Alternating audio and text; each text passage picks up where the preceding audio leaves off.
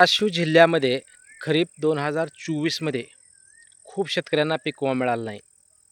खरीप 2025मध्ये खूप शेतकऱ्यांनी खिशातले पैसे टाकून पीक विमा भरला आहे. तरीही त्या शेतकऱ्यांना पीक विमा मिळालेला नाही. या सर्व गोष्टीच्या पार्श्वभूमीवर 2024चा पीक विमा व्यवस्थित मिळाला नाही, 2025चा पीक विमा व्यवस्थित मिळाला नाही. 25चा पीक विमा 336 कोटी रुपये मंजूर झाला सांगण्यात आलं. फक्त बातम्या आल्या, परंतु त्याचं पुढे काहीही घडलेलं नाही. राज्यस्तर असो, जिल्हास्तर असो, केंद्रस्तर असो, आता पुढे कोर्ट स्तर असो, या सर्व गोष्टी होत आहेत, चाललेल्याच आहेत. आणि या सर्व गोष्टी होत असताना आता शेतकऱ्यामध्ये एक चिंतेचं वातावरण निर्माण झाले.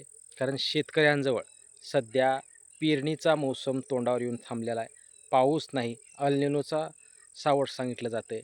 या सर्व गोष्टीमध्ये ₹1 शेतकऱ्याकडे नाही.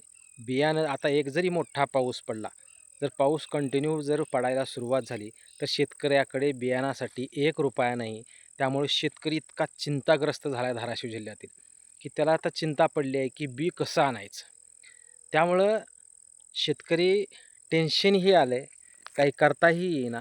फक्त पीक विमा कधी येणार इतकीच वाट बघतोय आणि आता शेतकऱ्याच्या मधून एक कुजबूज निर्माण होत आहे. तरी कमीत कमी प्रशासन असो, संबंधित असो, प्रशासकीय विभाग असो, ज्या काही विभागाशी संबंधित काही अधिकारी असो, यांनी कमीत कमी या तरी गोष्टीचं निराकरण त्या शेतकऱ्यांचं करावं. कारण आता शेतकऱ्यांना खरीप 2025चा पीक विमा कधी द्यायचा आहे तेव्हा द्या. परंतु ते 134 कोटी रुपये जे 2020चे मंजूर झालेत, ते तरी द्या, अशी मागणी शेतकऱ्यामधून होत आहे. कारण ते पैसे मंजूर झालेत असं समजलं. शेवटची तारीख 94 कोटी रुपयाची सांगण्यात आली. त्याचंही पुढे काय झालं माहीत नाही आहे. 336 कोटी मंजूर झाले म्हटले. 336 कोटीचाच ठराव केंद्रामध्ये बैठक आहे म्हटले. ती पण बैठक झाली का नाही माहीत नाही. कुठलं कशाला ठाव नाही. कुठलीच गोष्ट कुठल्याच गोष्टीला नाही. या सर्व गोष्टीच्या पार्श्वभूमीवर सर्व शेतकरी आता सध्या चिंताग्रस्त आहे, टेन्शनमध्ये आहे, की आम्हाला पीक विमा मिळणार का नाही? 30 तारखेच्या आत कमीत कमी हा 134 कोटीचा पीक विमा येईल अशी अपडेट आलेली होती. त्यासाठीही अनिल जगतापसारख्या एका पीक विम्याविषयी काम करणाऱ्या कार्यकर्त्याने प्रयत्न केला असं सांगितलं जातं आहे आणि त्यांनी तो माननीय मुख्यमंत्र्यांना ईमेलही केला असं त्यांनी म्हटलं. परंतु मुख्यमंत्र्याकडूनही सांगण्यात आलं, की आम्ही लवकरच ते पैसे वितरण आदेश देऊ. या सर्व गोष्टी घडत आहेत, मग पैसे कधी येणार? अहो खरीप 2025चे 336 कोटी असो, 300 असो अथवा 400 कोटी असो, अहो जे द्यायचे ते द्या. परंतु शेतकरी अक्षरशः डोळे लावून बसला आहे पीक विम्याकडे आणि पीक विम्याचं कुणीही नाव घ्यायला तयार नाही. विरोधी पक्ष असो, सत्ताधारी असो, या सर्वच माणसं पीक विम्याबाबत कधी बोलणार? अहो पेरणी तोंडावर आली आहे. शेतकरी नाव ठेवत आहेत. कमीत कमी त्या शेतकऱ्याचा तरी आशीर्वाद घ्या. कुणीच काही बोलायला तयार नाही. कमीत कमी प्रशासनानं याबाबत बोलणं गरजेचं आहे. काहीतरी मार्ग काढणं गरजेचं आहे.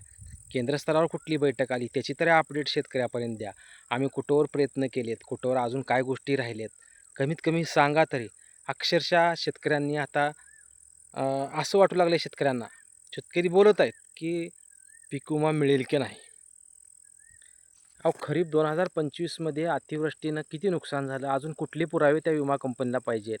अजून माणसं मरायची बाकी होती का? अहो माणसंही काही मेली. अहो तुम्ही एवढं सर्व जर होत असताना तरीही तुम्ही जर त्या जिल्ह्यातील शेतकऱ्यांना पीक विमा देत नसाल, तर शेतकऱ्यांनी करायचं काय?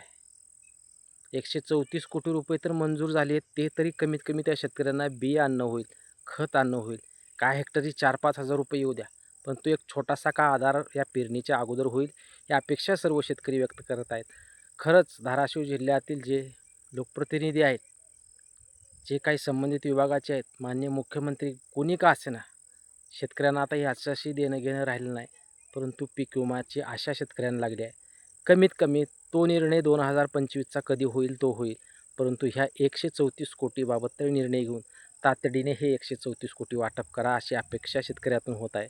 तर या संबंधित विभागाच्या माणसाने असो, प्रशासनानं असो, लोकप्रतिनिधी असो, खरंच थोडा सिरियसली घ्या प्रश्न आणि शेतकऱ्यांना कमीत कमी 2020चे 134 कोटी जे येऊन पडलेले आहेत, कोणी येऊन पडलेत म्हणतंय, माननीय मुख्यमंत्र्यांनी अजून पाठवलेले नाहीत म्हणतात.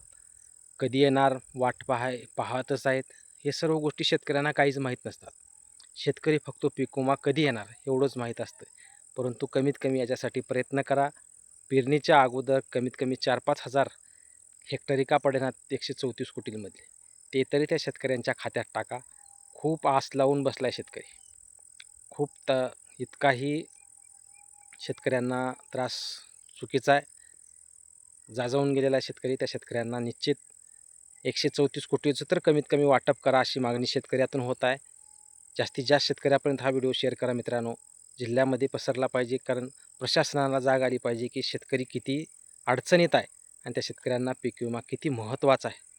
यासाठी शेतकऱ्यांनी हा व्हिडिओ शेअर करा जास्तीत जास्त लोकांपर्यंत, जेणेकरून प्रशासनाला जाग आली पाहिजे की कमीत कमी 2020चे मंजूर झालेले 134 कोटी तरी वाटप करा. 336 कोटीचा निकाल जेव्हा लागेल तेव्हा लागेल, त्यासाठी तर प्रयत्न कराच.